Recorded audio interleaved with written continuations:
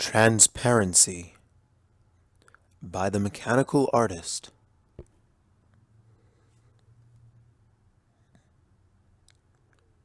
Spike lay quietly in his basket, listening closely to Twilight's breathing patterns. She wasn't asleep yet, he could tell by how shallow her every breath was. Soon he hoped to fix her erratic breathing with the pristine smothering maul of silence. He hadn't planned this as well as he had hoped, but he could work off a shaky plan. It was his job. Every day, the same thing. He hadn't signed up for this life. He was drafted into it. Through the many arguments as a younger dragon, he had determined that release from this abusive life was out of the question. Her excuses had ranged from his age to his knowledge, but he could see right through her.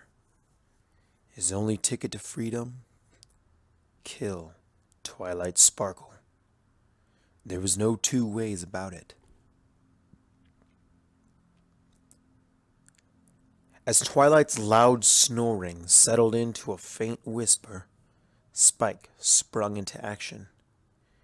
He pulled the chloroform and knife quietly out from under his blanket and set about preparing his plan.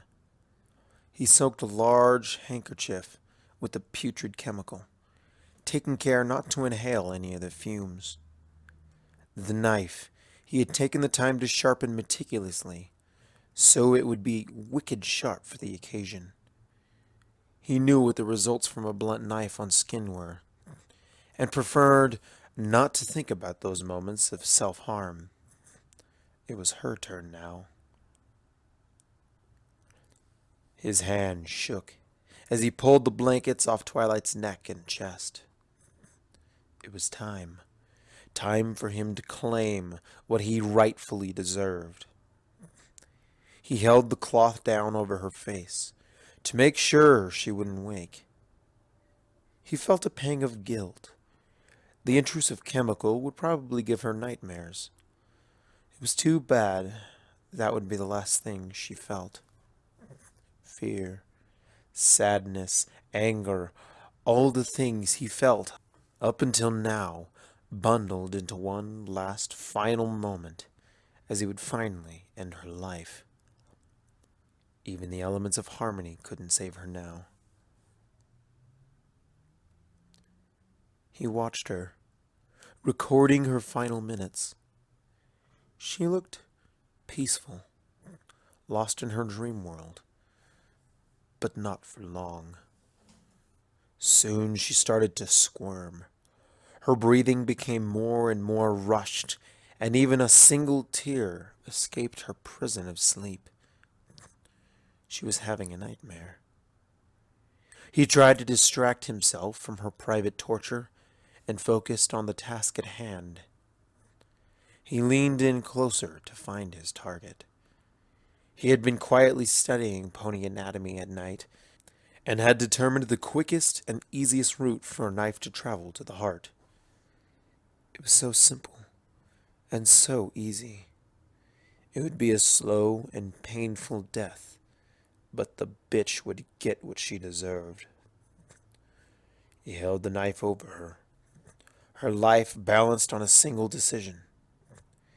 It was time to make a choice, and it was too easy to choose. Spike pushed with all his might on the handle of the knife. It slid a few inches into her flesh, then stopped. He had hit her sternum. He started to panic as Twilight began to writhe, trying to slip away from the knife, but Spike persisted.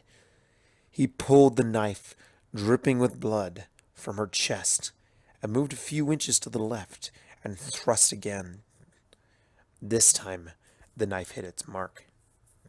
He could feel the beating tissue, sending vibrations up the blade of the knife, trying to compensate for the sudden disruption. Twilight started to cry out. Some of Twilight's words were slipping into the real world. "Please, No, don't leave. I need my best friend. Please. It hurts so much. Make it stop. She was struggling against the blade, though she still remained unconscious. The sound of her voice was ringing in his ears, pleading him to stop, but he kept his hands firmly held on the knife. Eventually, her thrashing became weaker as her life force left with her blood. Then, with her dying breath, she uttered something. Something that threw him off guard. Something that broke his heart. Please, Spike, you're my best friend. I love you. Please don't go. Her voice faltered and faded into silence. But it wasn't the silence he wanted anymore. His heart stopped. He couldn't comprehend what he had just heard. She hadn't been lying. How could he have been so selfish as to not see the care and love she had put into raising him from a baby? All this time, and all she had wanted was the best for him, and he had killed her. Spike collapsed over the body of his closest relative and sobbed. He begged and prayed to wake up, and even cut his arm in a vicious attempt to prove that this was just a dream. He cried and cried into the night, calling her name and wishing her back. But as the clock struck midnight and twilight's passing became cold, hard reality, he made a decision. He had another life to take tonight, and this time, it wasn't the same kind of freedom he was aiming for.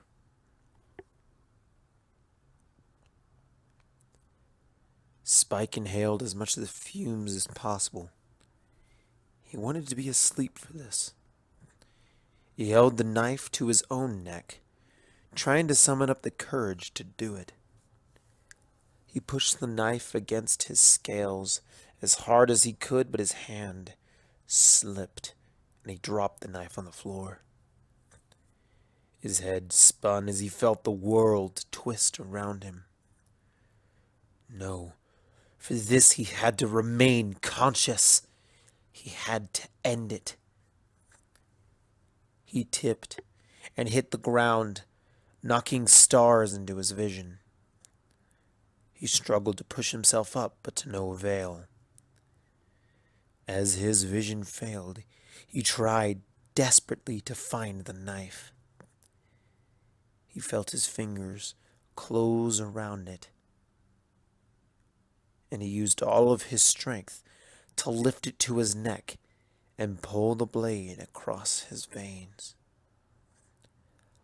As he lost consciousness, one last thought crossed his broken mind. I'm sorry, Twilight. I'll make it up to you in the next life. I promise.